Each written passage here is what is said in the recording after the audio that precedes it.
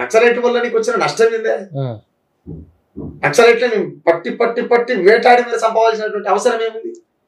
మతం పేరిట చెప్పి మానభంగాలు చేయలేదు కదా వాళ్ళు, కులం పేరు చెప్పి గుంజుకొని పోయి రేపులు చేయలేదు కదా వాళ్ళు, ప్రాంతం పేరు చెప్పి పట్టి పీడించి కాల్చి చంపలేదు కదా వాళ్ళు, వాళ్ళు ఎవరినేం రేపులు చేయలేదు కదా, ఆ కులం ఈ కులం అని చెప్పి. వాళ్ళు ఉండబట్టే కూడా పోలీసు వారు కూడా భయపడి కొంత సక్రమంగా పనిచేస్తారు కదా. ప్రతి గడపలో ఉండాలనే కదా వాళ్ళు తుపాకులు పట్టుకుని అడవులకు పోయింది.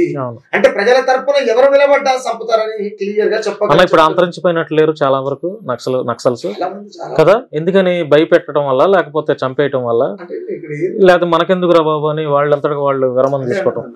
నిజమైన కమ్యూనిజాన్ని నెత్తికెక్కించుకున్న వాళ్ళు ఎవరైనా, నిజమైన కమ్యూనిజాన్ని నెత్తికెక్కించుకున్న వాళ్ళు ఎవరైనా వాళ్ళు నిలువున కాలిపోతున్న ప్రజాస్వామ్యం వర్ధిల్లాలి అని మాట్లాడతారు. పక్కతో బట్టరు పరోక్షంగా వాళ్ళ సైనికులు అనొచ్చా? భారత సైనికులు అనొచ్చా? ప్రజా సైనికులు, వాళ్ళు ప్రజా సైనికులు, పీడిత ప్రజల సైనికులు. ఎందుకంటే ఎవడైతే పీడనకు గురైండో వాళ్ళ పట్టుకున్నది. అవును, పీడిత ప్రజల సైనికులు ఎవరైనా ఉన్నారంటే నక్సలైట్లే. అంతకుమించి అంటే నేను గతంలో కూడా రేవంత్ రెడ్డి ఒక మాట చెప్తే, ఆయన సీఎం అయితే ఒక 10 రోజులు అవుతున్నారని ఆ మాట అన్నాడు, అన్నలు ఉన్నప్పుడే బాగుండే, అసలు కేసీఆర్ ఇంటలేడు, పోలీసు వాళ్ళు ఇంటలేరు, ఏ నాయకుడు ఇంటలేడు, కుటుంబ పాలన అయిపోయిందని చెప్పి రేవంత్ అన్న మాట్లాడింది. ఆ టైంలో ఆయన అన్న తర్వాత నాకు ఆలోచన వచ్చి, అన్నాలుంటేనే అడవికి అందము, అన్నాలుంటేనే అడవికి అందము, రాజ్యము చెలరేగుతున్నది పోదము పాట వేసినట్టు అది ఆగింది చేస్తే 2-3 రోజులు. అంటే అన్నలు అనేటోళ్ళు లేకపోతే నీ కర్రెగుడ్డ తెలియదు కదా, తెలియదు. నిజమా కదా? తెలియదు. సో అడవి అనేది పరిచయం కాదు మనిషికి అడవి అనేది పరిచయం కాదు. పరిచయం అవుతుంది కానీ నీ పరిధి దాటి కాదు. నీకంటే బోర్డు ఉంటుంది, నీ ఊరు లేకపోతే నీ చుట్టాలు, నీ పక్కూరు, నీ పని మీద పోతే ఇంకో రాష్ట్రము, ఇంకో దేశము, అంతవరకు. కానీ నువ్వు కేవలంగా తనకు తాను అడవి ప్రచారం కావాలంటే అక్కడ అన్నలు ఉన్నారు కాబట్టి లేకపోతే కానీ కాదు. అడవి అనేటువంటి అంశం పైన ఎందుకు అలా నీరు వేయాలి? నీళ్లు వారవలసినటువంటి నదులల్లో నెత్తులు నింపడం ఏంది? అమాయకమైనటువంటి ఆదివాసులను పట్టుకొని వాళ్ళ ఎన్నుల పైన తుపాకులు మోపి కాల్చి చంపడం ఏంది? వాళ్ళకి నక్సలైట్ల బట్టలేసి వాళ్ళ కాడ ఖరాబైన తుపాకులు పెట్టి వీళ్ళు నక్సలైట్లు అని చెప్పి పొద్దుగల పేపర్లో తాటికాయంత అక్షరాలతో ఎడ్డింగ్ చేస్తారు. ఎందుకు కాలం ఇదంతా అక్కసు? వాళ్ళు చేస్తున్నటువంటి నష్టం ఏంది? వాళ్ళు చర్చలకు వస్తామన్నారు, చర్చలు లేవు, గిర్చలు లేవు, లొంగిపోరు అని అంటున్నాం. చర్చలు చేయవలసినటువంటి కనీస బాధ్యత లేదా రాజ్యాల కాడ? రాజ్యం అంటే ఏంది? రాజ్యం అంటే మీ అయ్య కట్టుకున్నటువంటి ముడతాలు కాదు. రాజ్యం అంటే మీ అయ్య కట్టుకున్న ముడతాలు కాదు. రాజ్యం అంటే ప్రజలు వేసినటువంటి భిక్షవై. రాజ్యం అంటే భూమి, రాజ్యం అంటే ప్రజలు, రాజ్యం అంటే ఒకరి. భారతదేశం అంటే ఏంటిది? మనుషులు కదా. దేశం అంటే మనుషులు. మా దేశం మా దేశం మా దేశం మా దేశం చాలా గొప్పది అంటే అనడంలో కారణం ఏంది? అక్కడ ఉన్నటువంటి ప్రజలు గొప్పలు అని అర్థం. కానీ ఇక్కడ బీజేపీ ఏం చెప్తుంది?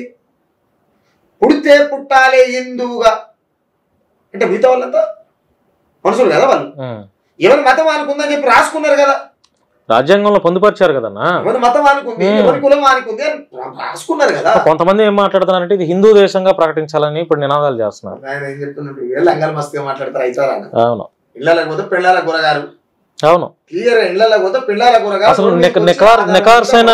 నికార్సైన హిందువుల వల్ల ఈ దేశానికి ప్రమాదం లేదన్నా. ఇంకోటి క్లియర్ లేదు, హిందూ ముసుగులో వ్యాపారం ఎవడైతే చేస్తున్నాడో వాళ్ళ వల్లే వాళ్లే మత విద్వేషాలు రెచ్చగొడుతున్నారు. రాజకీయ వ్యాపారం.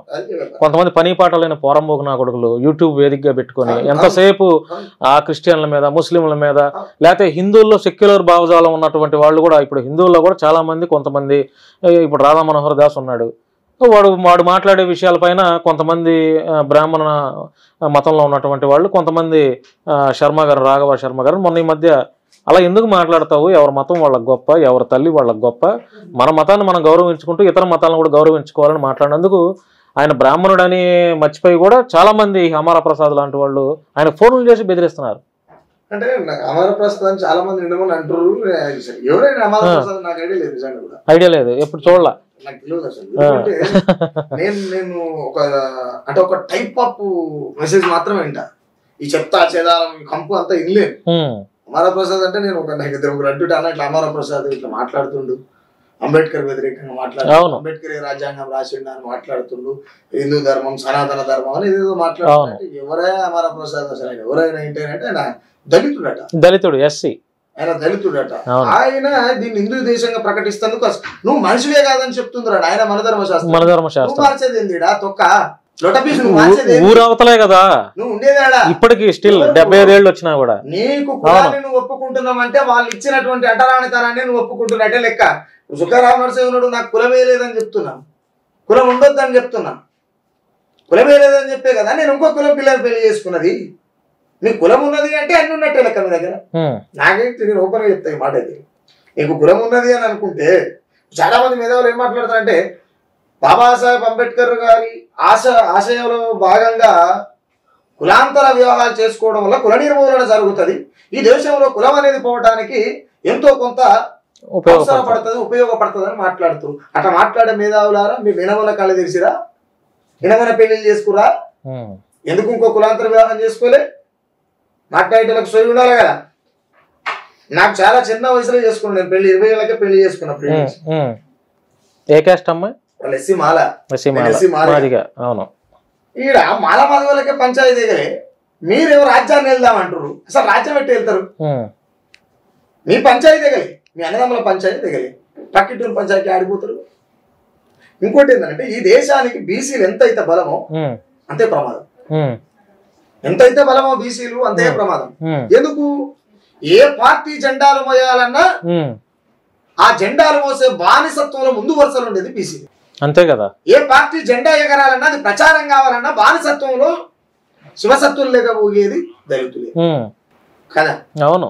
ఎవడైతే మందు సీసాల కాడ విందు భోజనాల కాడ అప్పటి పూట బొక్కలకు ఆశపడేటువంటి సందర్భంలో జీవిస్తున్నటువంటి చాలా బాధతో కూడుకొని చెప్తున్న మాట ఎస్టీలు ఎవరైతే ఉన్నారో ఇంకా మందు సీసాల కాడ మీకు ఏడొస్తుంది రాజ్యం? ఎవరికైనా సెంటు భూమి ఉందా? ఎవరికైనా సెంటు భూమి ఉందా? సస్త బొందకు తావులేదు. దేనికోసం చేస్తున్నారు మీ పోరాటాలన్నీ? ఎవడు బతకలేదు. బీసీలు 60% దేశంలో 60% ఉన్న బీసీలు వాటా అడుగుతారు. ఎవరిని అడుగుతారా మీరు వాటని? రాజ్యం మీ చేతులు ఉండాలి కదా, రాజ్యము మీ చేతులు ఉండాలి కదా. వాటా ఎవరిని అడుగుతారు? బెగ్గర్స్ మీరు బెగ్గర్సా?